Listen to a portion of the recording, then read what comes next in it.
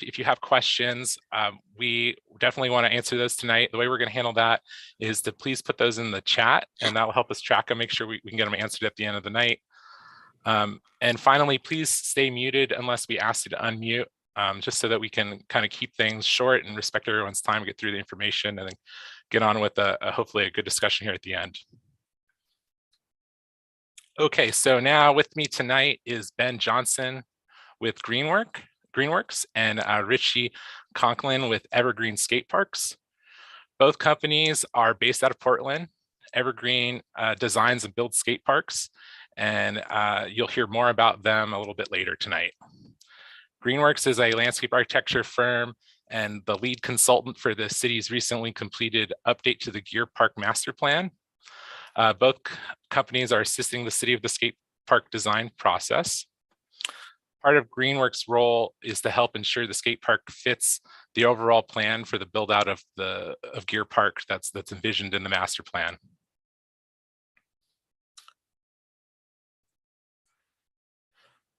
This past summer, the city adopted an update to the Geer Park Master Plan, focusing on the undeveloped areas of the park. So those are the colored areas you can see here on the screen. The process was guided by community input that was collected over an 18-month process. A lot of work went into this update. The result, so this updated plan, it added a proposed skate park in the north part of the undeveloped area of the park right here.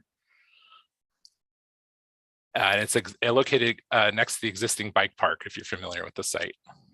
The skate park will be approximately 20,000 square feet. And through the planning process, it was identified as a top priority for the community. And that's why it's the focus of the next phase of development of the park. Connecting and helping to integrate the bike park and skate park is a proposed plaza and shelter right up here. And we are planning to develop these elements along with the skate park together. So it's kind of a package, the skate park, the plaza, and the shelter.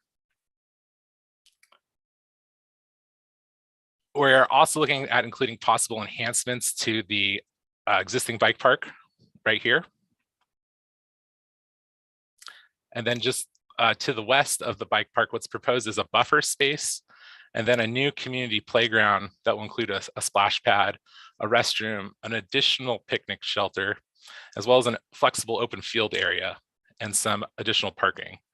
So while we're not going to do everything at once, there's quite a vision for the skate park to be integrated into a great park environment with lots of family-oriented things. Hopefully it'll be a great space someday. The skate park design process has 4 steps, and we are currently at the 2nd step. The first part took place in fall of 2021 when the city invited the community to take part in a pre-design survey. Between steps 1 and step 2, with step 2 being tonight in the open house, we took the feedback from that survey and we used it to develop 2 concepts, or what we call options, for the skate park. After I run through a few more slides, Richie with Evergreen will be presenting those options tonight. Then after tonight's meeting, we'll follow it up with an online survey where you can share your feedback on the 2 options. The survey will run through March 30th. We'll then use the additional feedback to prepare a single option, what we'll call preferred design. It will be a 3D rendering, so you really get to see what we're proposing there. And the community will have another opportunity to weigh in and review that concept and provide comments. We're looking at either late May or early June for that. Continuing after the community design process is where we'll get into the technical design process, cost estimating, and construction contracting for the skate park. That's to say there's a lot of work to do for the city behind the scenes. And that's why construction is not scheduled to start for 2 years. We're targeting spring or summer of 2024 as the tentative start date for construction. Funding for the project is forecasted to come from park system development charges. And these are fees collected by developers or development in the city of Salem, specifically to be used to develop new park services for the community. During the 18-month master plan process, we heard a lot of comments relevant to the skate park design. And some of that feedback is shown here, or a representative sample of it is shown here on the screen. What we heard is that the park should include a mix of features. It should be a place for the community members to learn and grow their skills. It should be connected to the bike park with opportunities for crossover use. And it should be big enough and not overcrowded to avoid conflict between users.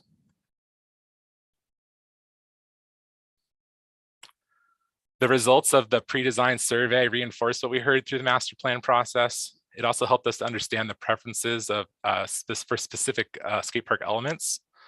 If you look at this chart here on the screen, the top tier features highlighted up there toward the top, those can be found in both of the options we're going to present tonight. And then many of the lower features listed lower on the chart will be kind of scattered into either one of the two options.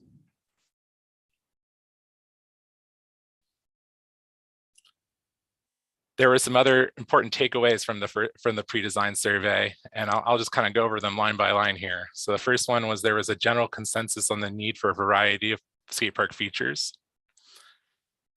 There needs to be an opportunity for people of all ages and skill levels to use the park. It's not just going to be for kind of like more advanced people. It's going to be for everybody. That's generally what we've heard. That we should separate the skate park spaces by uses. So kind of manage how people use the park a little bit. We've heard a lot of comments and requests for the need for lighting and coverings for the skate park, particularly to handle kind of poor lighting conditions and also the weather we have here in Oregon. And I'll just address that right away, that say that to do that, to add lighting or to add a covering, it's not something the city is opposed to at all, but it's also something that's not in our budget. So what we're looking at right now is we're going to consider those as retrofits in the future. So we're not going to preclude them. But as it stands right now, those are both very costly items that are not going to fit into the city's project budget. We've heard a lot of comments about security and maintenance and the need to make sure the area is monitored and managed by the city. And then lastly, and kind of speaking to one of the important reasons we're here tonight, is that we should involve the skateboarding community in the design process. So, we really have your buy-in, and it's something that the community really is going to really take care of and use and really value. So with that, enough of me talking. I'm going to pass it on to Richie to say a little bit more about Evergreen and then to walk us through the two options. How's it going, everybody? Thank you guys so much for coming, and thank you guys for all your feedback so far with the first round of surveys.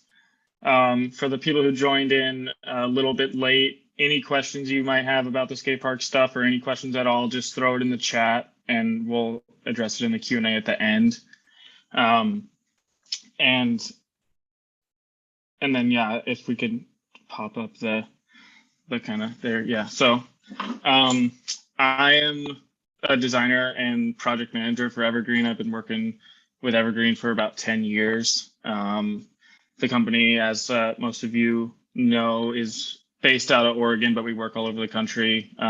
Built skate parks in places like as far away as Sweden and Israel, and we definitely try to make parks that are fun for everybody and have a really aesthetically pleasing kind of design look to them, and function as good as they look. We want to just be these big, open, flowing places where there's just a lot of lines and a lot of different creative ways you can hit these features. This park that we're kind of highlighting right here is when we finish the summer in Boulder. It's kind of indicative of one of the options you'll see. It has, quite a bit of flow, kind of transition type stuff, a lot of jumps and transfers, volcanoes,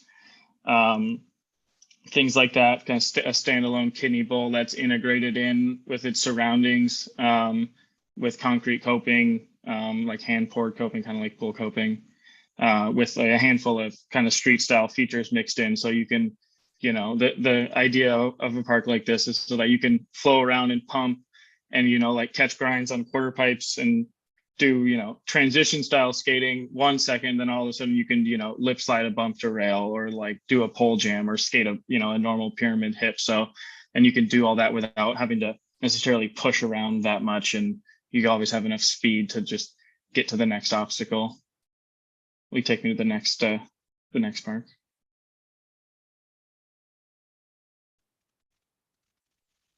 So this is another park that I designed a few years ago in Coeur d'Alene, and this one is a lot more of a kind of evergreens approach to a street plaza, not necessarily the kind of square, giant, sprawling, just flat concrete that you'd see in like some of these classic California skate parks. But in making this kind of street track around that green space, what we're trying to do is maximize the budget and maximize the square footage of the skate park so that you're not paying for just wasted kind of flat concrete, so you can give these linear lines for your down rails and your manual pads and your bump to bars and things like that.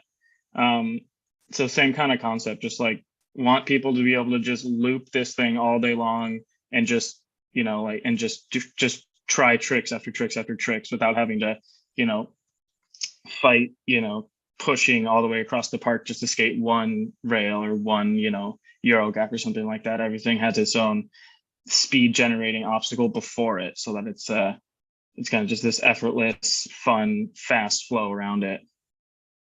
So that's kind of, you'll see it in the two options here. So this first option, and again, this is all, I drew these up based on the feedback from the surveys. Going over those, what I saw most on those was a desire for street features. It was street features number 1, and then transition number 2, and then street plaza, which is, it's basically the same thing. And then it was, ledge, flat rail, and then manual pad, and then a standalone bowl was on the list as well. So this option A is a lot more indicative of a kind of a street plaza. So what I wanted to do here, and both of these concepts are the same size of square footage of new concrete. This one is just stretched out a lot further because I put this green space in the middle, which I'll get to in a second. But let me turn on my annotation so hopefully you guys can all see my mouse, so make it easier.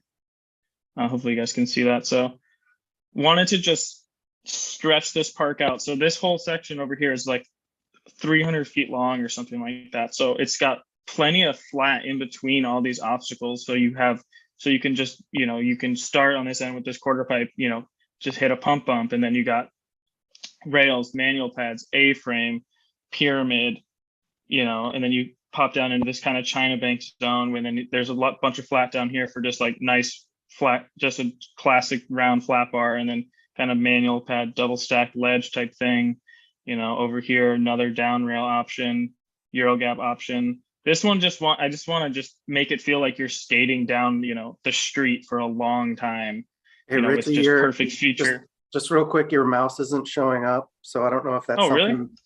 that if you're moving it too fast, or because I saw a glimpse of it, then it went away. Let me try to start it again. Appreciate that. Oh, there you go. Now it's kind of, it's on, it went off the screen, if that's what you intended. No. Hey, Richie, when you're in the annotation, you look for a tool called Spotlight. I think that's what you want to use. I don't see Spotlight, but I see mouse. Oh, there it is. You're just a little bit left of the letter O on the option. Then you went. I think that was somebody else's. Oh. That was me. Well, that's unfortunate. Oh, maybe that. I think it's going. Can you guys see that? Can see it.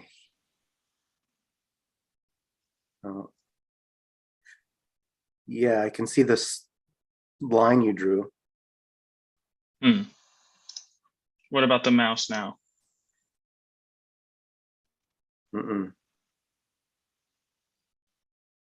Well, that's unfortunate. Well, I'll try to just orientate. Maybe, yeah, that might be better. I don't know if you guys can see my mouse, but I hope you can.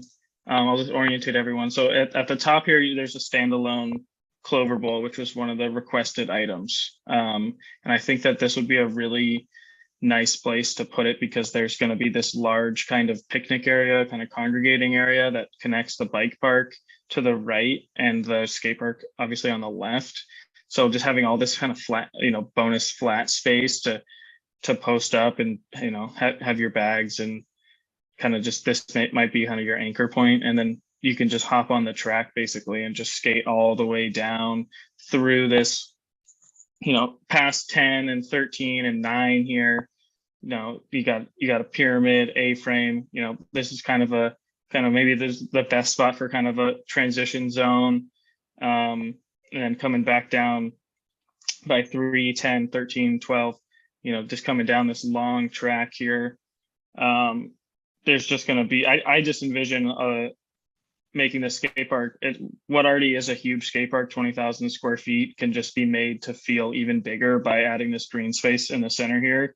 And you can just stretch this park out. So, when you're skating it all around the whole edge, it feels like a 25,000 square foot skate park. So there's plenty of room in here to refine this shape, add more transition, less street, whatever you guys feel. There'll be a survey at the end to go over both of these options.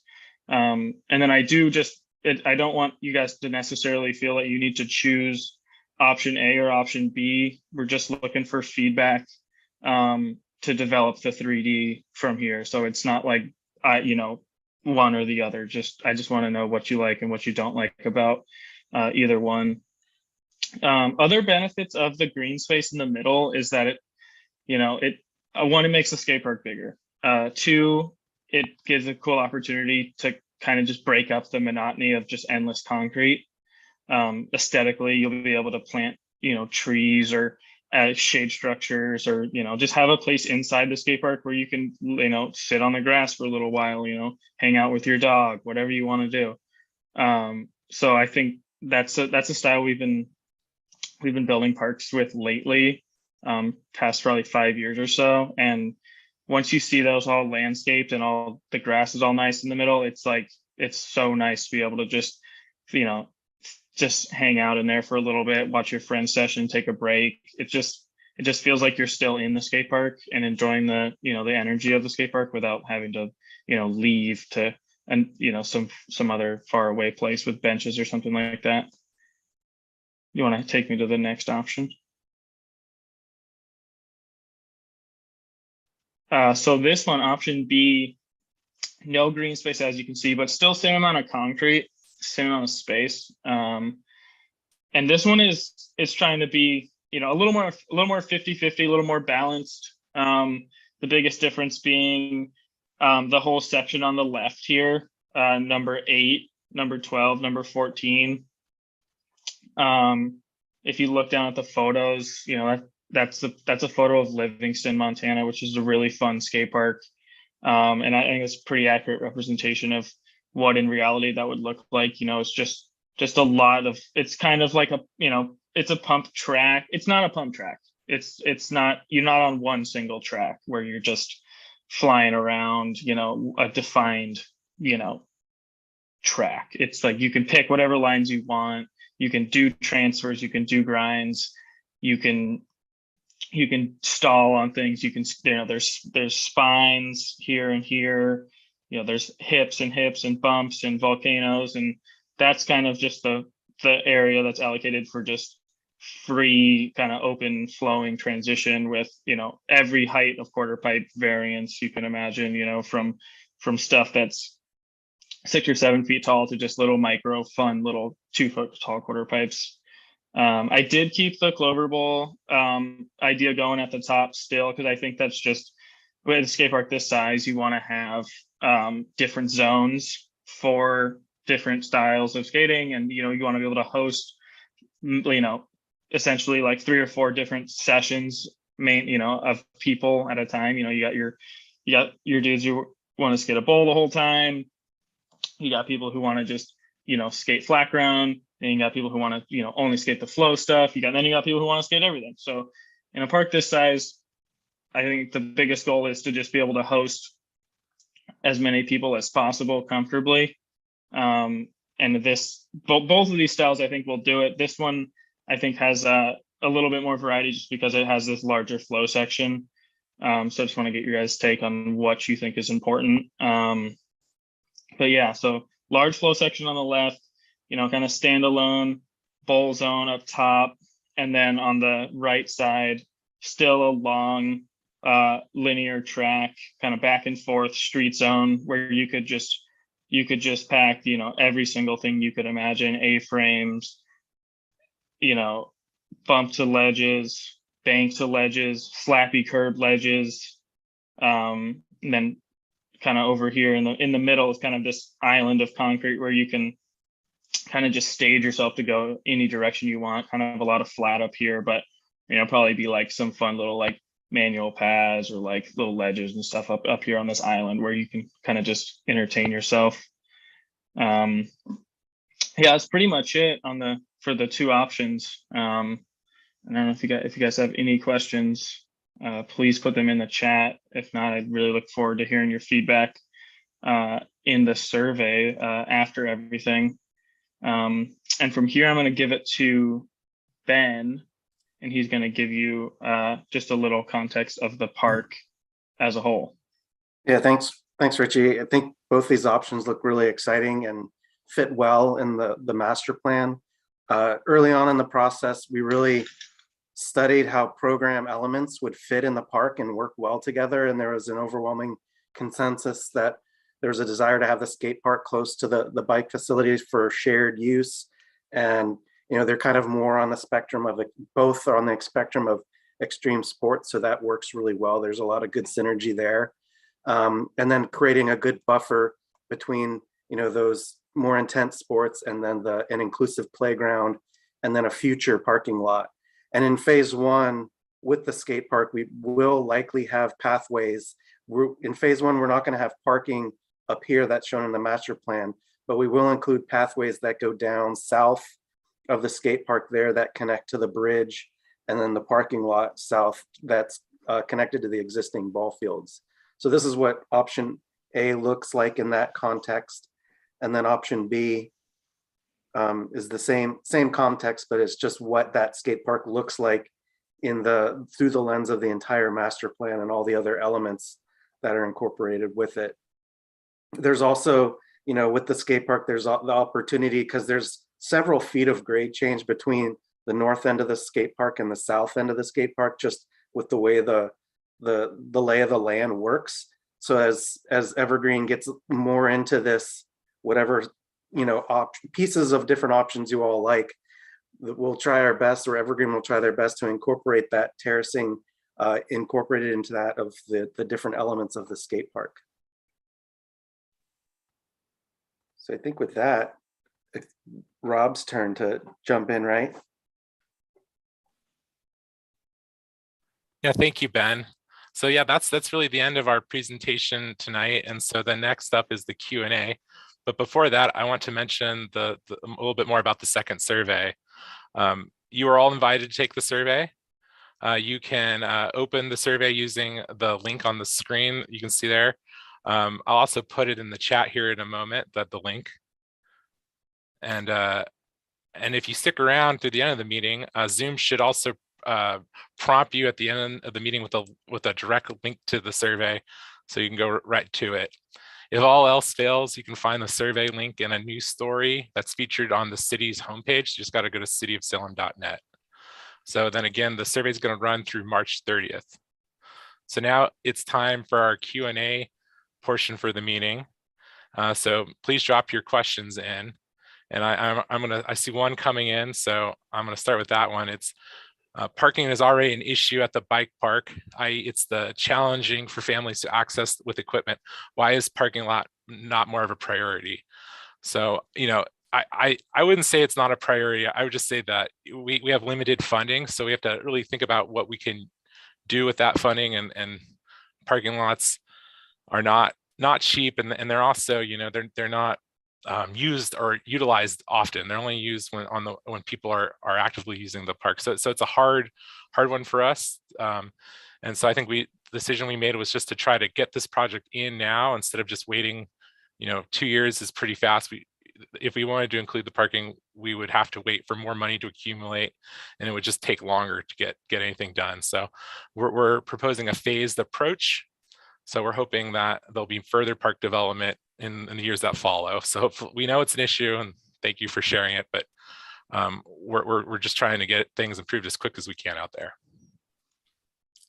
I see a handful of skate related questions I can address real quick. The first one was, how wide is the skinny portion of option A? I think if you're referring to the kind of tail at the bottom, that's like 12 feet wide through that real skinny part. So, 3 times wider than your average sidewalk or something like that. About as wide as a small street, I would say. And then the other question was Jamie's question, will there be half pipes? Definitely in that option B, there's, all that transition section, there's a lot of half pipe kind of style stuff. But as far as like a defined mini ramp that you would see like in someone's garage or something like that, I didn't have that drawn in, but definitely if that's something you really want to see, put that in the survey after this presentation, and we'll take that into consideration. As far as the green space, as Eli's question, in my experience and what I've seen is that once the grass is growing in those green spaces, and if an irrigation system is put in, that's even easier. That it's really not that hard to maintain. It's just, if you got to mow the grass around the outside of the skate park, you just mow the grass on the inside of the skate park. It's not really any different than maintaining the landscaping, that would just be on the outside of option B. That's how I view it. Anyways, and then that kind of segues into Jesse's question about the budget to install fake grass. I think that's more of a question for Rob as far as budget goes. We had gone back and forth on a lot of options for different solutions in there. And there is some questions, or there's some prompts in the survey kind of regarding that green space. So you can definitely suggest in there what you'd like to see. But that option is really, it could be anything. It could be fake grass, real grass, very little grass and a lot of hardscaping, cobblestone, things like that. Just trying to break up the space of the skate park, or the monotony of all the same, gray concrete. Just add some aesthetic concerns and make the skate park feel bigger. Yeah, I'll just echo what Richie said. We have a question in the survey specifically about, what you want to see if that green space idea was taken forward.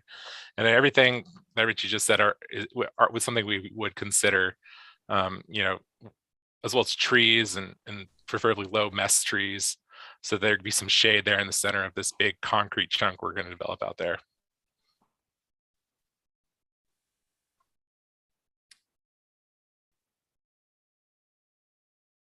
Any other skate related questions? Oh, Clover Bowl, thank you.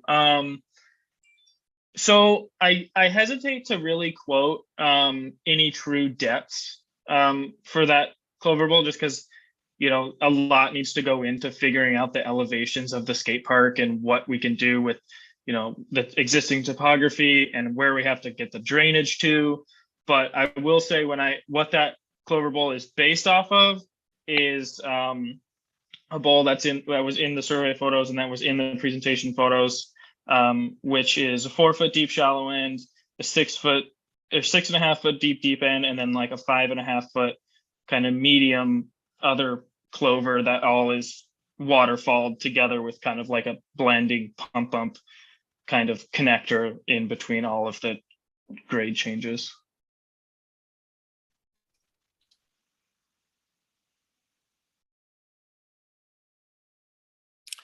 Anyone else have any questions for me or Richie or Ben? Oh. There's a couple of maintenance questions there. One about maintenance of the concrete in the skate park, and then one's about the green borders. So the beauty of the maintenance for a concrete skateboard park is that they're really, really low maintenance. I mean, they're made out of concrete and steel, and they're made to take a beating. So really they're designed from the beginning to be as maintenance free as possible. But really, it's just an annual sealing to prevent it from getting rough over the years. As you guys all know, in Oregon it rains a lot, and that'll make the parks get all rough sooner than you would want. And then graffiti, it's I don't know, it you could take it as you will. It's probably going to happen. Is it worth fighting? Kind of up to the city on that one.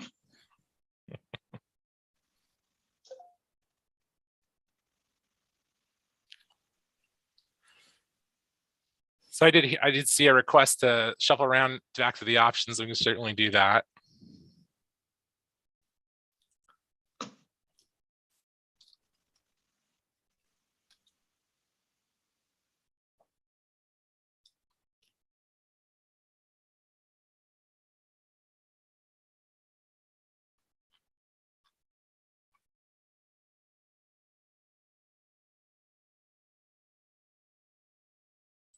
Richie, do you see that question from Martin?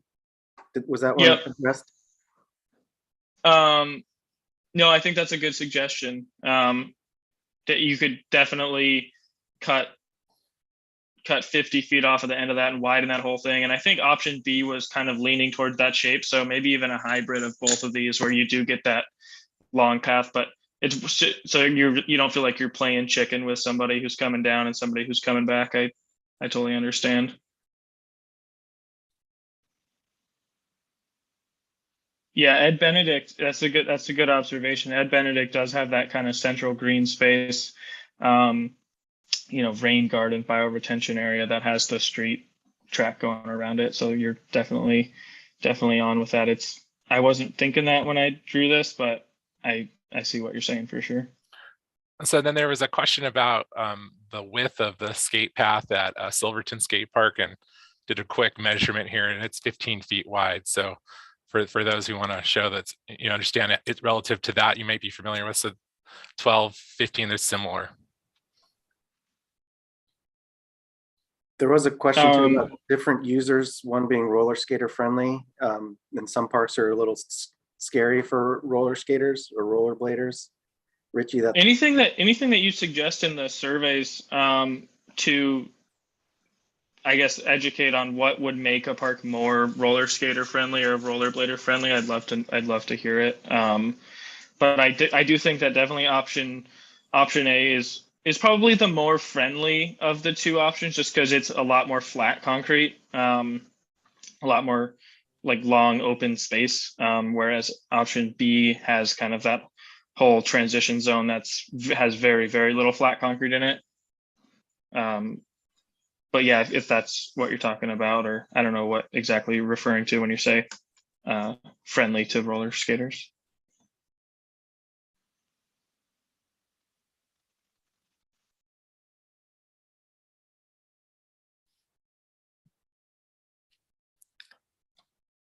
I do see a question from Luke about providing the green space as perhaps lending itself to the covering someday.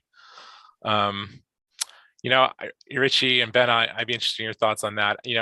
I would envision that if the city was able to add a covering someday, we might focus on a certain section of the park that might make sense, like maybe that Clover Bowl at the north edge or something like that.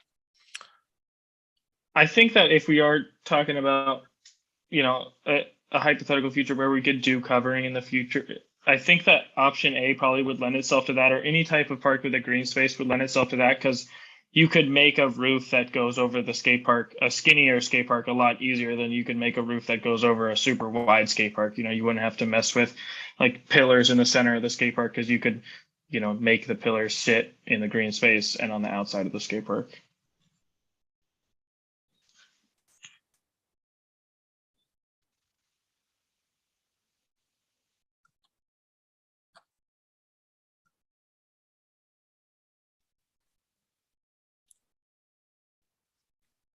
Okay. You want to toggle to option B and see if there's any questions that arise out of that one? Yeah, sure. That's a good idea.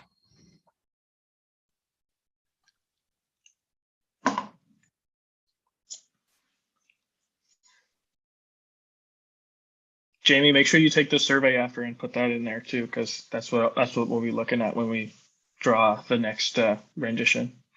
It seems like the flow area in in this option would be conducive for rollerbladers and roller skaters. You know, yeah, I would agree. I mean, this is chock full of shallower bowls and that pump track type feel. That's what this is. That's what, number 8 is essentially all made out of. It's all just kind of blended together. And one thing I noticed about that precedent image for number 8 is I see a lot of different wheels using it in that particular shot. I see all sorts of things: scooters, bikes, lots of people having fun.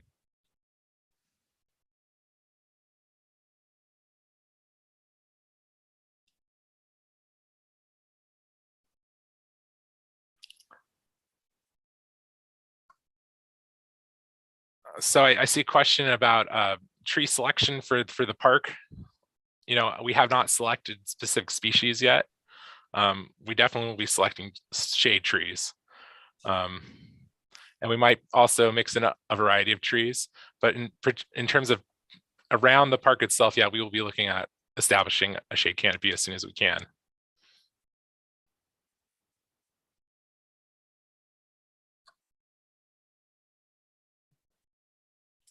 I saw a question about fundraising, and I'd be happy to take that one. If there was a community interest in fundraising, I would suggest that you talk to the Salem Park Foundation. The city has a great relationship with this nonprofit that solely exists to benefit the Salem parks. So if you are interested in doing something like that, I would talk to them. They can hold money, and then the city can access that money. That's what their purpose is. And that definitely is a way we can talk about doing more. I'll answer Dean's question. Yeah, for sure. I think as we get further in to hammering out the details of, getting down to the nitty gritty, round bar, square bar, steel coping, pool coping, hard edge, that sort of thing. I definitely was never going to put steel coping on the Clover Bowl because that's just kind of nerdy. But I think a hand poured concrete coping is probably the best option as far as maintenance goes. Pool coping, although it is extremely fun, can turn into a bit of a maintenance nightmare, especially in a kind of freeze thaw type climate.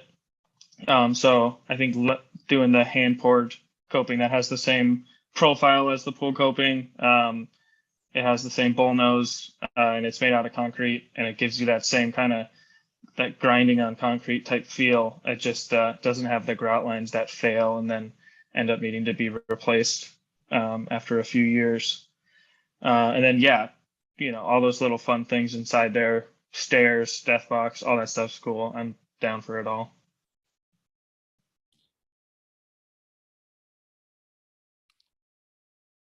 Richie, I see a question just came in about how long it would take to build the park. Or yeah, if there'd be a difference between the two options.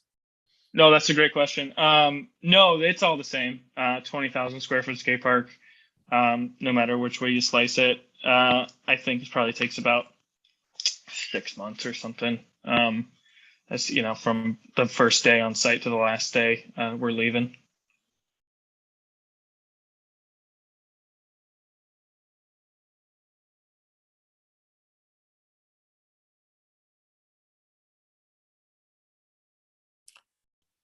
Okay, I'll give it another few minutes for people to submit any more questions. I'm also going to drop in that survey link again, as well as my contact information.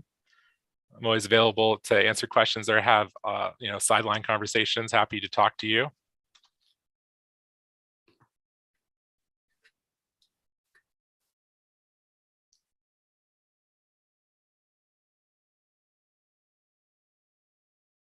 So Dean's asking about involving schools and community groups in the actual groundwork for the build. We are not considering that at this time. I think our plan is to contract this work with a professional skate park designer or builder, and largely they will be doing the work. In terms of ongoing maintenance and stewardship of the park, we are thinking about that. The city has a a parks volunteer coordinator, and she's very anxious to establish some volunteer programs to make sure that the skate park is a nice, healthy environment. Yeah, I'll address Jeremy's last question. Yeah, in option A, there is a Euro gap in there. There's not one in option B, but definitely put that in the survey. And I mean, this is going to be a huge skate park. There'll be plenty of room for a Euro gap.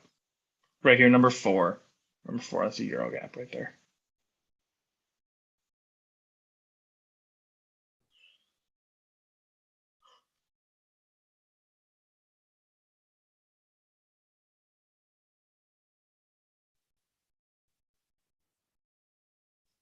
Yeah, definitely, Martin. If we made the kind of tail section wider, then you would have probably enough room to do kind of side by side features. But I think to your earlier point, you don't want to clog it up too much, because then then you're running into the problem you pointed out originally.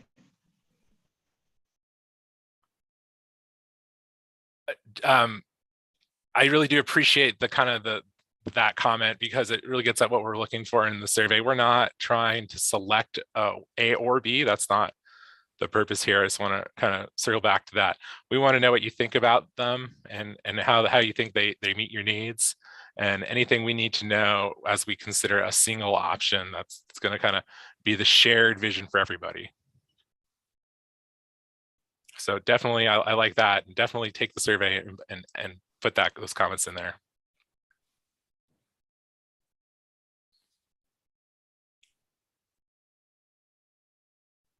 Okay, any last calls for questions?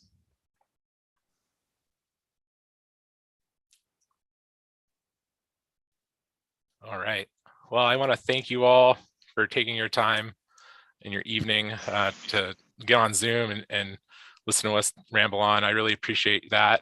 And I hope you take our survey, and please feel free to reach out to us if you have any additional questions, something you think of in a day or two.